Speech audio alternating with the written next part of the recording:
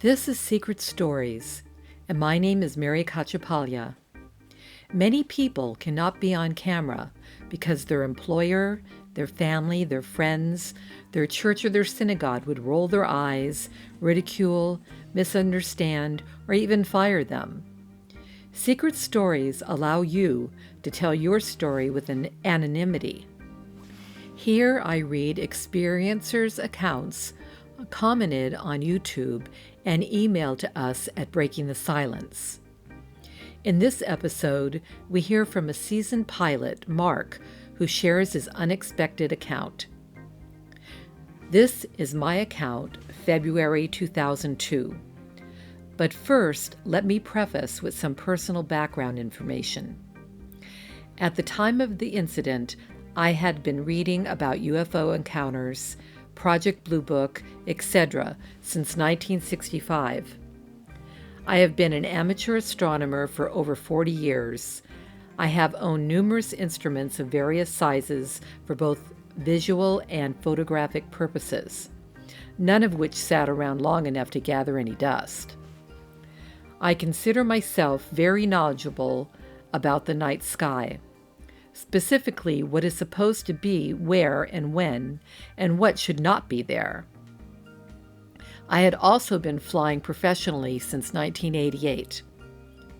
I have logged more than 8,000 hours in 30 different aircraft, from single-engine piston to multi-engine turbojets. I have experienced all sorts of weather and all kinds of lighting conditions. In that amount of time, it's given that one could expect to witness numerous weather-related phenomena, good and ugly, and other phenomena that may or may not be explained logically at the time of a particular occurrence, but perhaps later. My encounter began on an evening in early February 2002. I was captain on an on-demand air charter. This particular trip was scheduled to depart my home base airport at Martinsville, Virginia, in the early evening, fly to Allentown, Pennsylvania to pick up 4 passengers, then fly to Dallas-Addison Airport in Texas to pick up an additional passenger, then proceed to our final destination, Las Vegas, Nevada.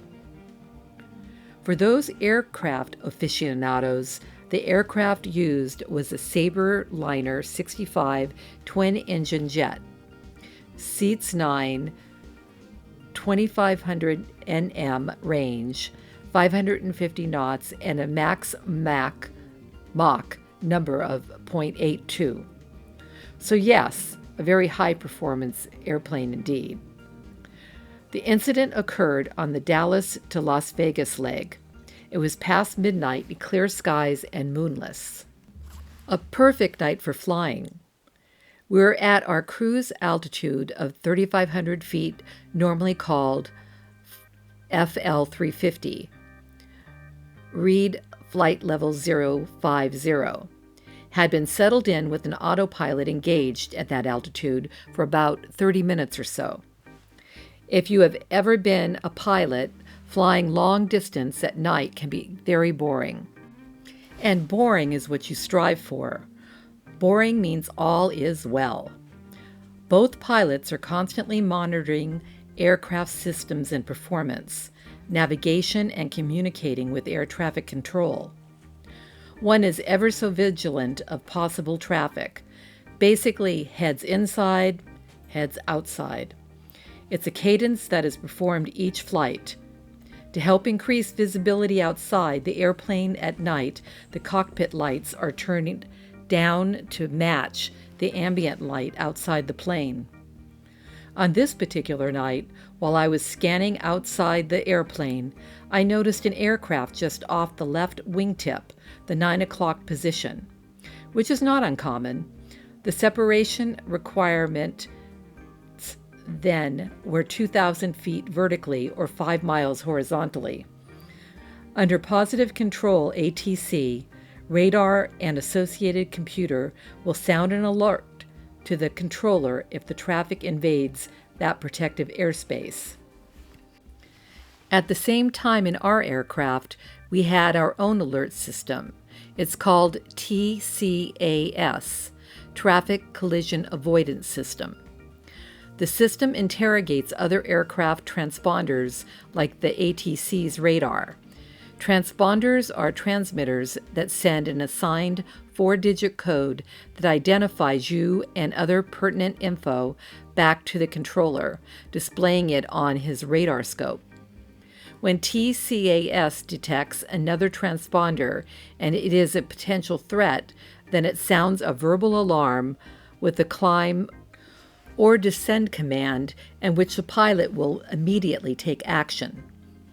Depth perception is difficult at night, so visually I could not determine its distance. Then I noticed something odd. It had no navigation nor anti-collision lights. It did have a somewhat yellowish-orange glow that by itself could have been construed as a light. I asked the co-pilot to inquire from ATC who this fellow is and his distance. We were in Albuquerque's airspace, so we were talking with Albuquerque Center. The conversation went like this. Tail number used is just generic. The actual tail number is still valid and is in use, so I will protect the current operator. They were never involved and have no knowledge of this event. ATC, Albuquerque Center. N1234, us, Sabre. N1234, Albuquerque, Sabre, N1234, we have traffic at 9 o'clock, appears just off our left wingtip. Just curious who he is and his distance, please. ATC, Sabre 234, okay, stand by.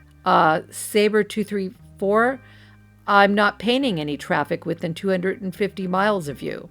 Can you see a shape? Can you tell us what shape it is? N1234, stand by, Albuquerque. Okay, so my heart skipped a beat there. I immediately locked eyes with my co-pilot in the largest oh crap moment of our natural-born lives. My brain was scrambling, rapidly thumbing through every piece of information retained on UFOs and how many times had I seen close encounters of the third kind. All this in about 5 seconds. I looked out again to either verify or embarrass myself. I confirmed it was not in the sky or a light from the ground, and it was definitely moving. And above all, it was at our altitude and at our speed. While I was confirming, I had the co-pilot confirm our exact position. Now, if things go from bad to worse, our exact position, which was established by pressing the emergency button on our secondary GPS, was not what I wanted to read. We are exactly 80 nautical miles north of Roswell, New Mexico Airport.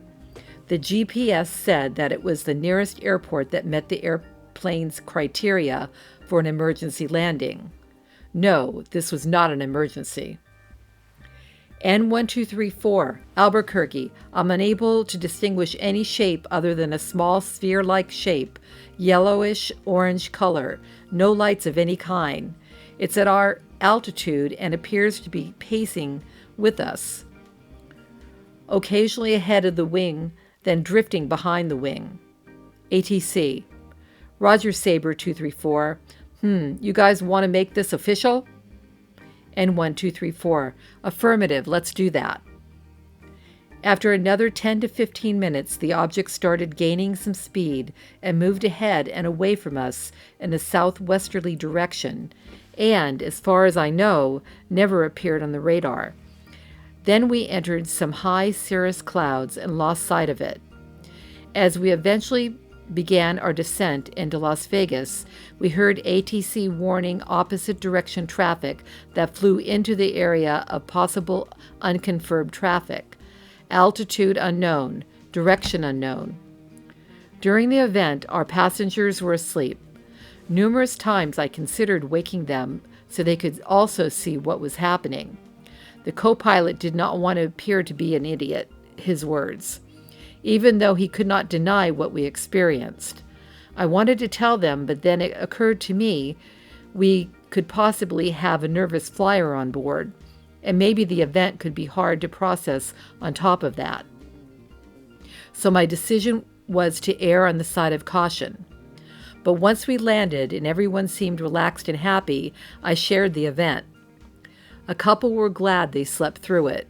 One was very interested. And one was highly disappointed because he too had the same interest as I did. Can't make them all happy, as they say, but I stand by my decision. My co-pilot never shared the encounter, and to this day has all but erased it from his memory. As for me, it's a story I'm happy to share. I don't care what people think. I know what I saw. I know what I experienced. Conclusions? Maybe. These are the facts. It was a bona fide UFO encounter, not just a sighting. Unidentified flying object. From Earth, given the location has some credence. From another world, no proof. Is it a possibility? Of course. Everything is possible. Was I scared? No. My priority was always maintaining control of the airplane. I'm a very open-minded person. My account is not unlike many others. Am I a skeptic? Never. I have now officially walked in others' footsteps. Mark Ware. Thank you, Mark, for your story. It is not often a pilot will come forward with their encounter. Secret stories are your accounts, and thank you for sharing them. It takes guts to share your account, and when you feel ready, I will share your story for you. This is Mary Cachapalia. May love and light be with you.